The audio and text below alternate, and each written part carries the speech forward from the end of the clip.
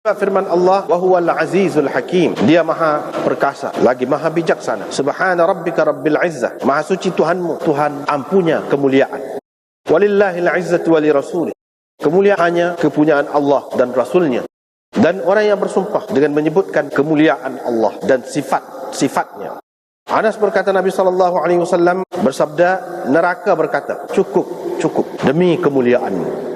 Abu Hurairah berkata, diriwayatkannya daripada Nabi SAW, akan tinggal satu orang di antara syurga dan neraka sebagai ahli neraka yang terakhir masuk ke syurga. Lalu dia berkata, Tuhanku, palingkanlah wajahku dari neraka.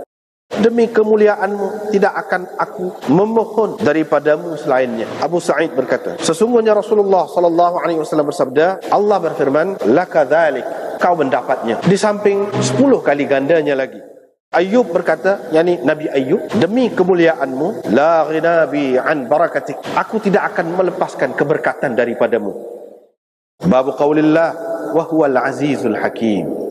Dialah yang maha perkasa ataupun yang maha mulia, al-hakim, yang maha bijaksana. Jadi Imam Bukhari nak sebelum pada ni juga, dia nak ayatnya segala sifat-sifat Tuhan ni bukan dalam hadis saja adanya, tetapi ada juga di dalam Quran. Bahkan hak itulah yang dijadikan asas bagi akidah oleh orang-orang ahli sunnah wal jamaah.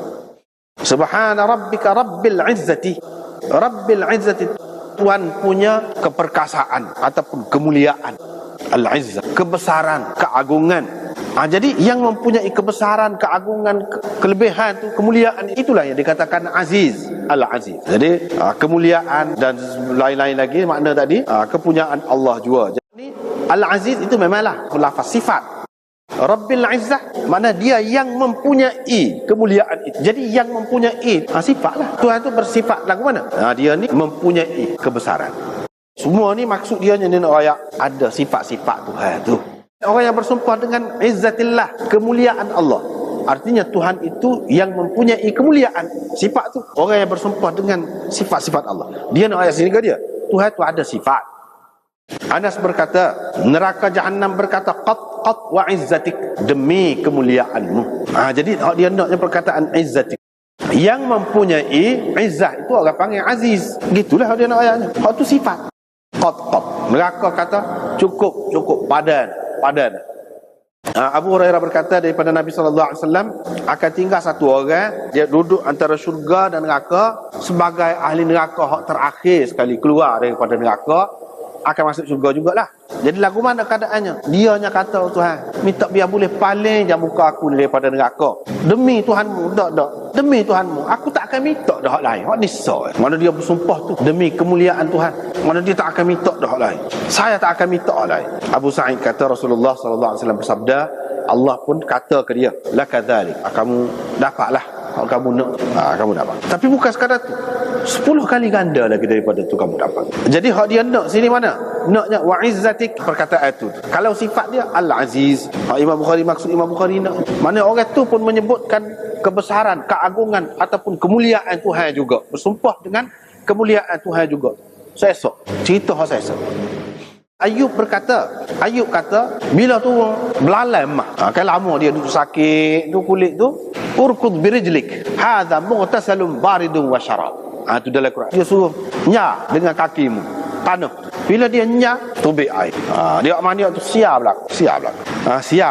Bila siap belaka, lepas pada tutup mandi tu. Dalam hadis Bukhari juga dulu kita sudah jumpa dah. Jadi tiba-tiba belalai mari jatuh. Belalai mah. Dia pun ambil. Igak. Ambil.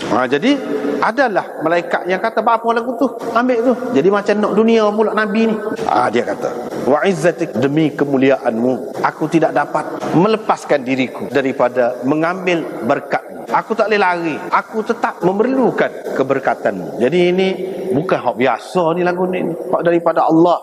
Jadi bila daripada Allah, kira-kiranya apa yang mari dekat dia tu. Dah mari dekat dia tu, kira nak pergi ke dia tu. Maknanya hak ni hak Tuhan ni, hak pelik ni, ambil. Dia ambil. Dia jawab gitu. Jadi Nabi Ayub pun jawab, wa izzatik. Tu maknanya. Jadi izzatik itu kalau sifat dianya, apa dia? Aziz. Jadi kalau kita nak kiranya asal dianya, wa izzatik itu iaitu demi Tuhanku yang maha mulia ataupun yang maha perkasa. Gitu.